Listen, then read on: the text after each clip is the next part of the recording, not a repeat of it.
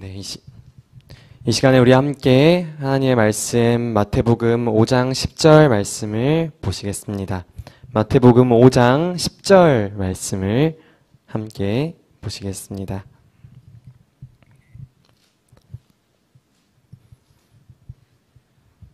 네, 5장 10절 말씀 같이 읽도록 하겠습니다. 시작. 의를 위하여 박해를 받은 자는 복이 있나니 천국이 그들의 것임이라. 아멘. 네, 오늘은 이제 드디어 팔복의 8번째 주제를 살펴보려고 합니다. 이 팔복의 마지막 복은 바로 의를 위하여 박해를 받은 자에게 주어지는 복에 관한 말씀입니다.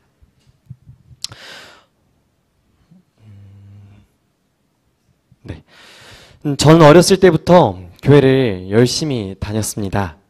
이 아버지 어머니를 따라서 매주 화요일, 금요일 그리고 안식일마다 빠지지 않고 교회를 갔던 기억이 있습니다. 그 기억 중에 특별히 제 기초 신학에 가장 큰 영향을 주는 시간이 있었는데요. 그것은 바로 화요일 저녁마다 제 아버지께서 진행하셨던 성경 공부 시간에 참여하는 것이었습니다. 이 화요일 저녁에는 이 교회에 사람이 많지 않았고 또 제 또래 친구들도 없었습니다. 그러다 보니 제 어머니께서는 저를 언제나 이렇게 맨 앞자리에 앉아서 말씀을 듣도록 하셨습니다. 그때 이제 제가 배웠던 것들이 바로 성소와 제사, 그리고 바울의 선교여행, 그리고 예언 공부가 대표적이었는데요. 그 가르침들이 여전히 제게 이렇게 이미지로도 계속해서 생생하게 떠오릅니다. 그렇게 배우던 것들 가운데 특별히 저에게 큰 인상과 또 어쩌면 공포를 주기도 했던 주제가 있었습니다. 그것이 무엇이었을까요? 네, 바로 예언 공부 중에 나타나는 이 남은 교회에 이르러 올 환난과 또 박해에 관한 이야기였습니다. 저는 어렸을 때부터 이 아픈 것을 워낙 싫어했어서 이 다른 친구들이 하는 위험한 장난도 사실 저는 쳐본 일이 거의 없습니다. 이렇게 아이들이 막 라이터 가지고 장난을 치거나 하는 그런 작은 불장난들도 저는 멀리서 바라만 보았고 또 틈이 먼 이렇게 징검다리 같은 곳은 절대 뛰지 않고 삥 돌아서 다녔었습니다. 그만큼 아픈 것도 싫어하고 엄살도 많았는데요. 나아가서 또 어렸을 때는 이 군대에 가서 막 부조리로 구타를 당하거나 혹시라도 총에 맞는 것이 두려워서 이 부모님께 저는 이제 군대 가기가 너무 싫다고 울면서 때를 썼던 기억이 있습니다.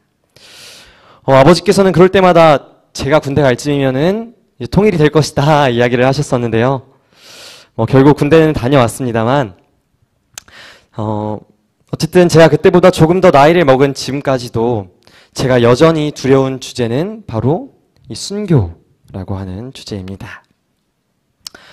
아마 예언 공부나 기독교의 역사를 공부하시면서 우리 성도님들께서도 이런 사진들을 보신 일이 있으실 것입니다. 제가 좀 너무 잔인해서 많이 작게 이렇게 줄여놨는데요. 정말 세계 역사를 보면 다양한 박해와 또 순교의 역사들이 있었던 것을 확인할 수가 있습니다. 참 무섭고 안타까운 일이었는데요. 그것은 비단 과거의 이야기만은 아니라고 합니다. 오늘날 또 찾아보면 이렇게 매일 전 세계적으로 약 13명의 기독교인이 믿음 때문에 죽임을 당하고 또 매일 약 12개에 해당하는 교회 건물이 공격을 받는다고 합니다. 이 박해와 순교의 일은 오늘날 또 계속되고 있다고 하는 것인데요. 우리 성도님들께서는 이런 사진들을 보고 또 이런 참혹한 역사들을 생각할 때 어떤 감정이 드시나요? 이 어린 시절 저에게 이런 사진들과 또 이러한 사실들을 보면서 드는 생각은 두 가지였습니다. 내가 사는 동안은 이 성경에서 예언하는 이 환난의 시기가 나에게 닥치지 않았으면 좋겠다라는 생각이 한 가지였고요. 또 환난의 때가 오더라도 나에게는 이 순교의 이 기회가 주어지지 않았으면 좋겠다 하는 생각이 제 어린 마음에 많이 있었습니다. 왜 그랬을까요? 아프기 싫어서 그랬었습니다.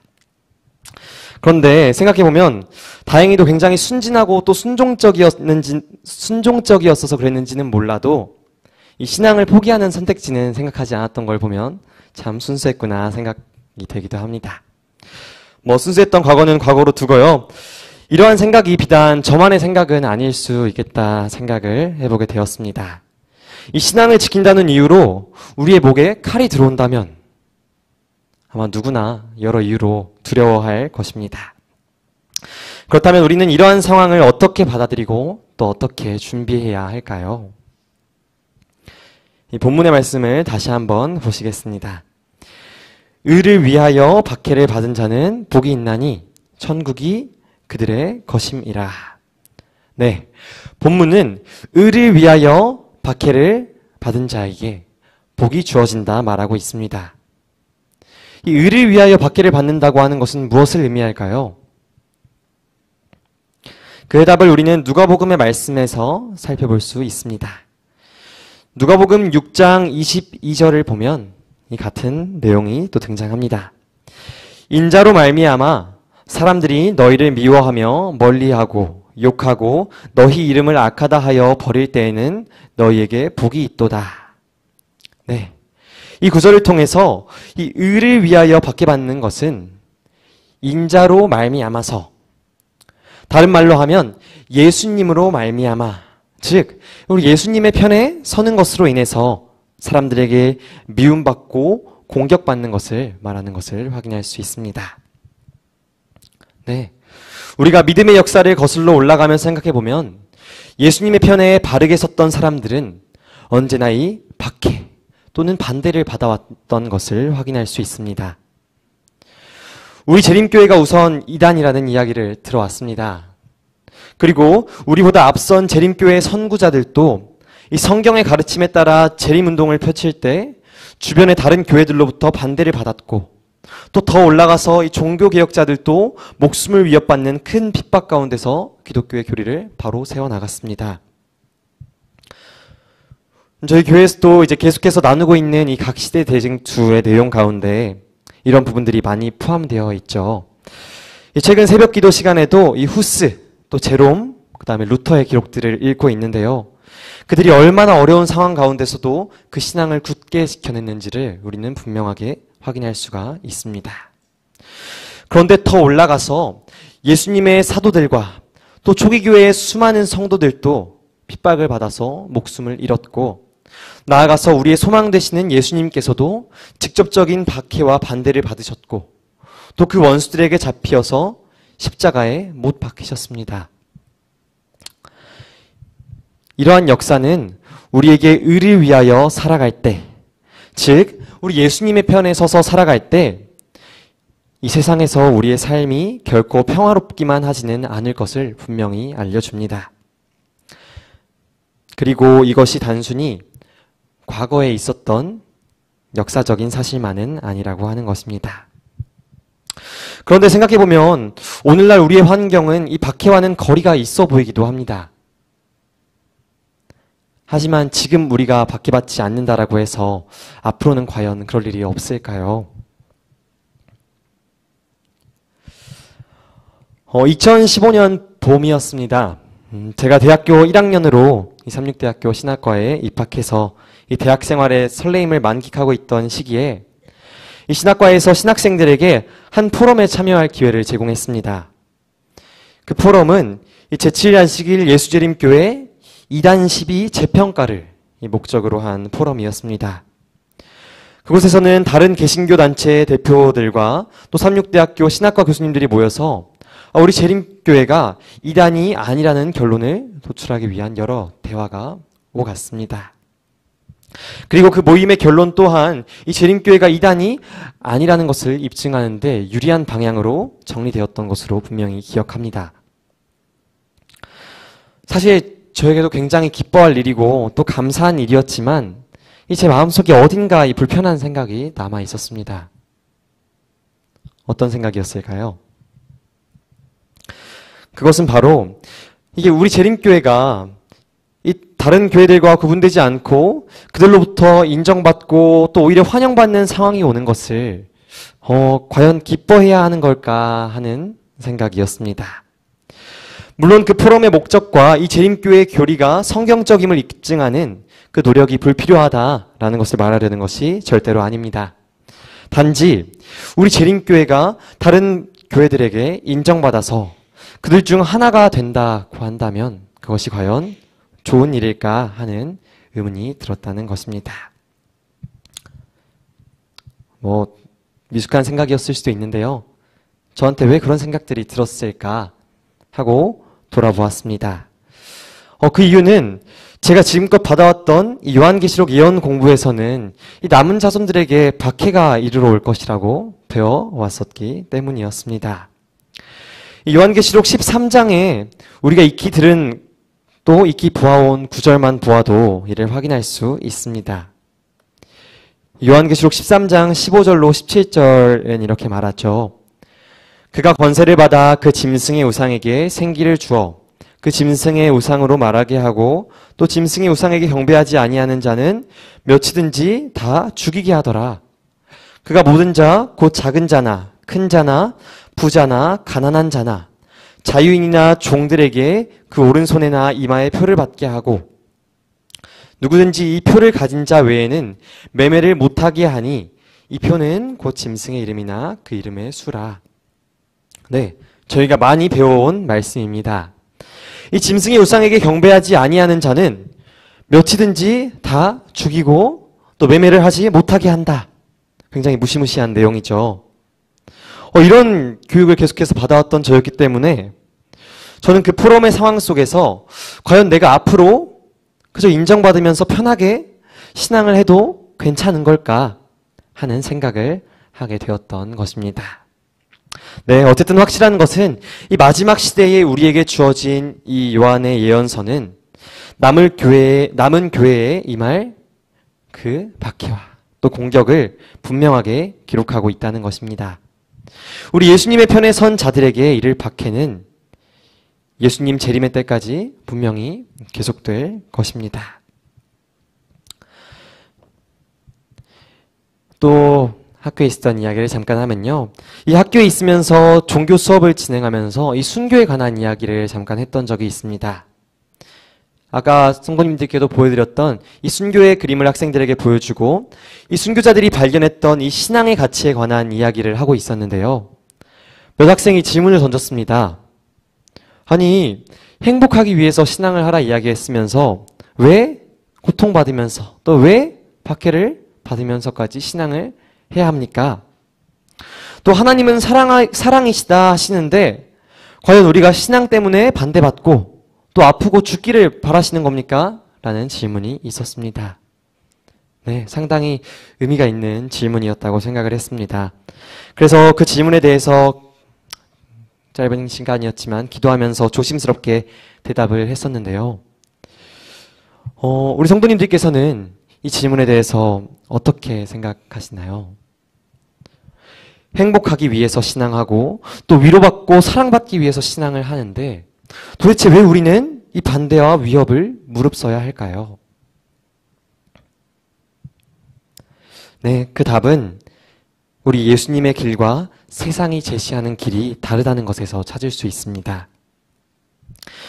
요한복음 15장 18절로 20절 말씀입니다.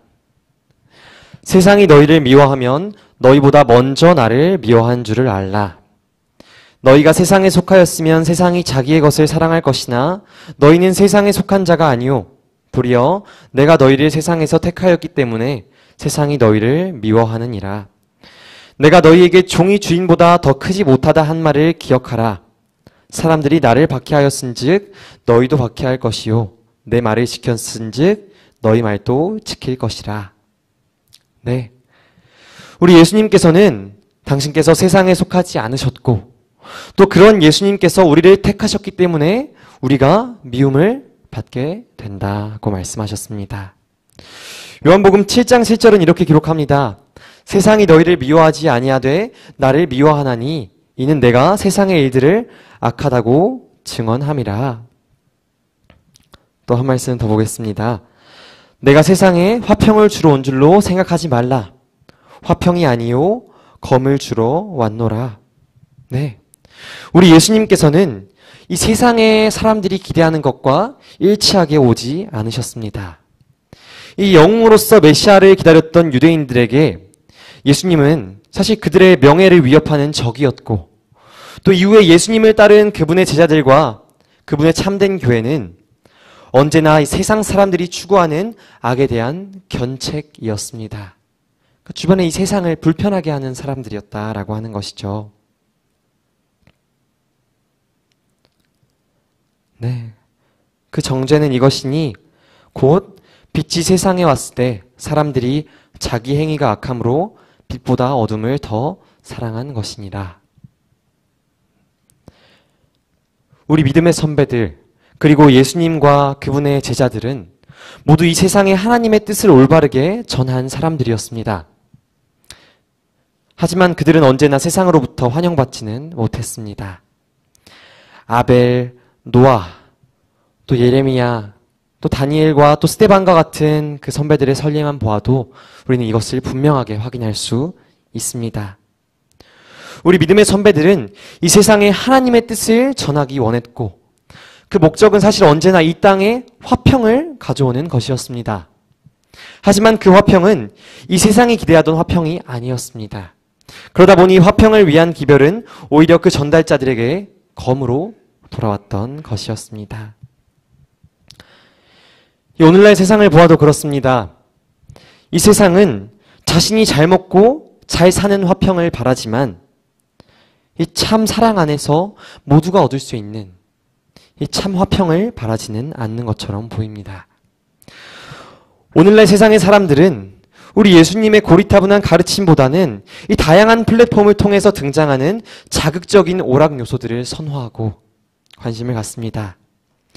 그런 사람들에게 회개해라, 예수님의 십자가를 믿어라 하는 가르침은 어쩌면 미신적인 것처럼 보이기도 합니다. 그 사람들에게는 이 복음을 지키는 일은 이 엉터리 고집으로 보이기도 합니다.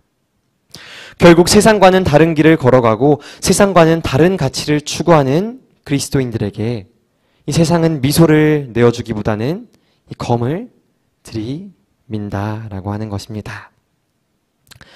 예수님의 재림이 가까워왔다는 징조가 계속해서 이 세상에 드러나는 오늘날 이 예수님을 바르게 섬기는 사람들에게 이 반대와 박해는 우리에게 이르러 올 필연적인 것으로 예언되어 있습니다. 그러한 일은 분명히 언젠가 우리에게 닥칠 것입니다. 하지만 그러한 시기가 당장 내일 우리에게 찾아오더라도 우리 믿음의 선배들과 같이 낙담하지 않고 담대히 설 수 있는 우리가 되기를 소망합니다. 그리고 예수님께서 앞서 이 모든 일들을 당하셨음을 기억하고 굳센 믿음으로 우리의 신앙을 지켜나가는 우리 모든 빛골교회의 성도님들이 되시기를 간절히 소망합니다. 다시 본문으로 돌아가서 마태복음 5장 10절을 보면 이 의를 위하여 박해를 받는 자에게는 천국이 복으로 주어질 것이라고 말합니다. 그런데 이 복은 굉장히 저에게 익숙합니다. 왜냐하면 우리가 앞서 보았던 이 첫 번째 이 심령이 강한 자에게 주어지는 복도 이와 같기 때문입니다. 저의 개인적인 의견이지만 이 첫 번째 복과 마지막 복의 내용이 같은 것은 하나님께서 우리에게 주시는 이 궁극적인 복이 바로 하나님께서 우리와 함께 영원히 살 수 있는 이 천국을 주시는 것이 아닌가 하는 것을 생각해 보게 됩니다. 다시 돌아와서요. 이번 팔복의 8번째 주제인 의를 위하여 핍박을 받는 것에 이 복된 대가가 천국이라고 하는 것은 다른 말로 하면 이 천국이라고 하는 것이 우리가 목숨을 걸 정도의 가치 혹은 그 이상의 가치를 갖는다라고 하는 것을 의미한다고 생각합니다. 이 가치라는 것에 대해서 잘 드러내 보여주는 한 비유가 있습니다. 마태복음 13장 44절의 말씀인데요. 천국은 마치 밭에 감추인 보화와 같으니 사람이 이를 발견한 후 숨겨두고 기뻐하며 돌아가서 자기의 소유를 다 팔아 그 밭을 사느니라. 네, 이 팔레스타인의 한 소장농이 밭을 갈던 중에 보화를 발견했습니다. 그는 그 보화의 가치를 알아보고 그 보화를 다시 잘 묻어둔 뒤에 자신의 모든 소유를 팔아서 그 밭을 사서 보화를 얻었습니다. 저희가 잘 아는 비유죠. 이 비유 속 소장농은 이 땅을 갈던 중 보화를 발견했을 때 그 보화의 가치를 분명하게 알아보았습니다. 그랬기 때문에 그는 자신의 모든 소유를 팔아서 그 보화를 얻을 수 있었던 것입니다. 제가 이 비유의 일러스트, 그러니까 이 비유의 사진들을 찾던 중에 이 그림을 발견했는데요. 이 그림을 보면 이 땅을 사는 이 소장농을 보면서 그 가족으로 보이는 사람들은 울면서 그를 말리고 있고, 또 이 아래의 그 주위 사람들은 그를 조소하는 듯한 모습을 볼 수가 있습니다. 하지만 그 땅을 사는 사람의 얼굴은 그 누구보다 환한 것을 우리는 볼 수 있습니다. 이 사람에게 그 땅의 가치는 다른 누가 알아주지 않더라도 자신이 가진 그 어느 것보다 높고 소중했던 것입니다. 왜냐하면 그 땅을 얻을 때 그는 그 보화를 소유할 수 있었기 때문입니다. 그는 자신에게 이르러 올 그 보화의 기쁨을 믿음으로 그 땅을 살 수 있었던 것입니다. 이와 같이 의를 위하여 박해받고 또 예수님의 이름으로 인해 순교한 사람들에게는 그 목숨보다 중요한 이 가치가 있었다고 하는 것입니다. 그들이 예수 그리스도에 대한 신앙을 고수할 때 그 가치가 충족될 것을 믿었고 또 그 믿음으로 그들은 승리할 수 있었던 것입니다. 과연 그들에게 그 가치가 무엇이었을까요?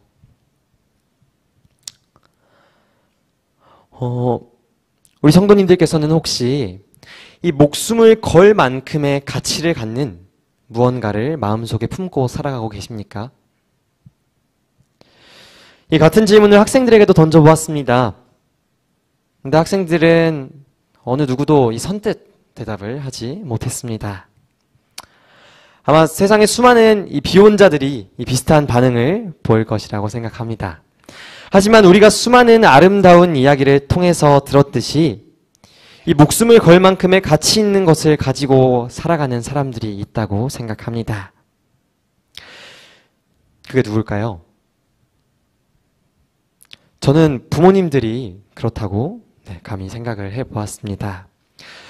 물론 이 세상의 모든 부모가 그렇다라고 제가 장담할 수는 없지만 우리는 지금껏 많은 부모님들께서 이 자기 자식을 위해서 희생하는 그런 아름다운 이야기들을 들어왔고 또 경험을 해왔습니다.